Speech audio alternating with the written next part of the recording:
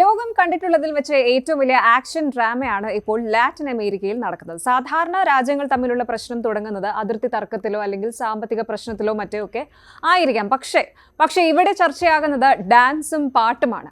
American സൈന്യം Venezuelan president Nicolas മദൂറോയെ പിടികൂടിയതിന് പിന്നാലെ അവിടുത്തെ 40 മില്യൺ ബാരൽ എണ്ണ ട്രംപ് തന്റെ പോക്കറ്റിലാക്കിയിരിക്കുകയാണ്. മദൂറോയുടെ ആ പഴയ ഡാൻസ് മൂവ്സ് ട്രംപിനെ അനാവശ്യമായി ചൊടിപ്പിച്ചു. എണ്ണയും ഈഗോയും ചേരുന്ന ഈ ഒരു വാർത്തയാണ് ഇനി. നമുക്കറിയാം, ഡൊണാൾഡ് ട്രംപിന്റെ ആ പ്രശസ്തമായ YMCA ഡാൻസ്. റാലികളിൽ ട്രംപ് ഈ സ്റ്റെപ്പുകൾ ഇടുമ്പോൾ കാണികൾ ആവേശത്തിലാകാറുണ്ട്. പക്ഷേ സാക്ഷാൽ മെലാനിയ ട്രംപിന് പോലും ഇത് അത്ര താല്പര്യമുള്ള കാര്യമല്ല. ഇത് അൺപ്രസിഡൻഷ്യൽ ആണെന്നാണ് മെലാനിയയുടെ അഭിപ്രായം. ഫ്രാങ്ക്ലിൻ റൂസ്വെൽറ്റിനെ പോലെയുള്ള പ്രസിഡന്റുമാരൊക്കെ ഇങ്ങനെ സ്റ്റേജ് ഇളക്കി ഡാൻസ് കളിക്കുന്നത് നിങ്ങൾക്ക് സങ്കല്പിക്കാൻ പറ്റുമോ എന്ന് മെലാനിയ ചോദിക്കുമ്പോൾ ട്രംപ് പറയുന്നത് ജനങ്ങൾക്ക് ഇത് ഇഷ്ടമാണ് എന്നാണ്. ഇവിടെയാണ് മദൂറോ വരുന്നത്. പിടിക്കപ്പെടുന്നതിന് മാസങ്ങൾക്ക് മുൻപ് മദൂറോ തന്റെ ഭാര്യയ്ക്കൊപ്പം റാലികളിൽ ചുവടുവെക്കുമായിരുന്നു. ട്രംപിന്റെ ഡാൻസിനെ കളിയാക്കുന്ന രീതിയിലാണോ ഇത് എന്ന് അന്ന് തന്നെ റിപ്പോർട്ടുകൾ ഉണ്ടായിരുന്നു. അമേരിക്കൻ പ്രഷറിന് മുന്നിൽ വിറയ്ക്കാതെ താൻ അടിച്ചു പൊളിക്കുകയാണ് എന്ന് കാണിക്കാനായിരുന്നു മദൂറോയുടെ ശ്രമം. പക്ഷേ ആ സ്റ്റെപ്പുകൾ മദൂറോയ്ക്ക് ഒടുവിൽ ഒരു കോസ്റ്റ്ലി ഡാൻസായി മാറി എന്ന് വേണം പറയാൻ. കഴിഞ്ഞ നവംബറിൽ വെനസ്വേലയിലെ മിറാൻഡയിൽ നടന്ന ഒരു പരിപാടിയുടെ വീഡിയോ ഇപ്പോൾ വീണ്ടും വൈറലാവുകയാണ്. അവിടെ വെച്ച് മഡൂറോ ജോൺ ലെനന്റെ പ്രശസ്തമായ ഇമാജിൻ എന്ന പാട്ട് പാടുകയായിരുന്നു. Imagine all the people living life in peace എന്ന് മഡൂറോ പാടുമ്പോൾ ട്രംപ് കരീബിയൻ കടലിൽ കപ്പൽപ്പടയെ വിന്യസിക്കുകയായിരുന്നു.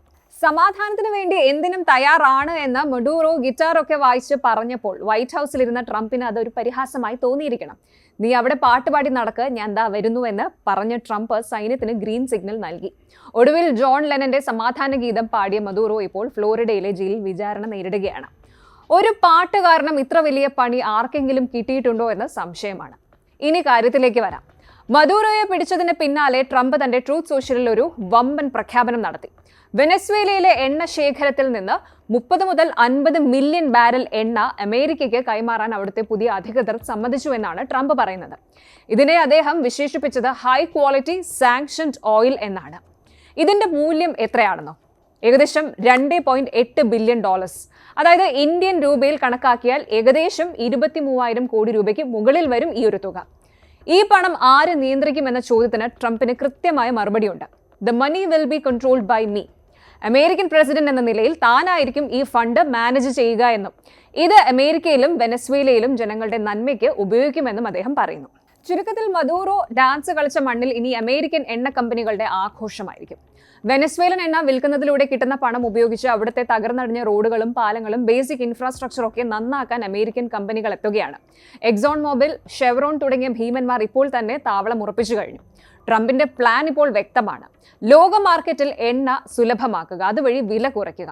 പക്ഷേ ഒരു കാര്യമുണ്ട്, മെലാനിയ ട്രംപിന് തന്റെ ഭർത്താവിന്റെ ഡാൻസ് ഇഷ്ടമല്ല എങ്കിലും വെനസ്വേലയിൽ ഇപ്പോൾ ആ ഡാൻസ് കണ്ട് ചിരിക്കാൻ ആരും ബാക്കിയില്ല. മഡൂറോയുടെ പാട്ടും ഡാൻസും മ്യൂസിയത്തിൽ വെക്കേണ്ട അവസ്ഥയുമായിട്ടുണ്ട്.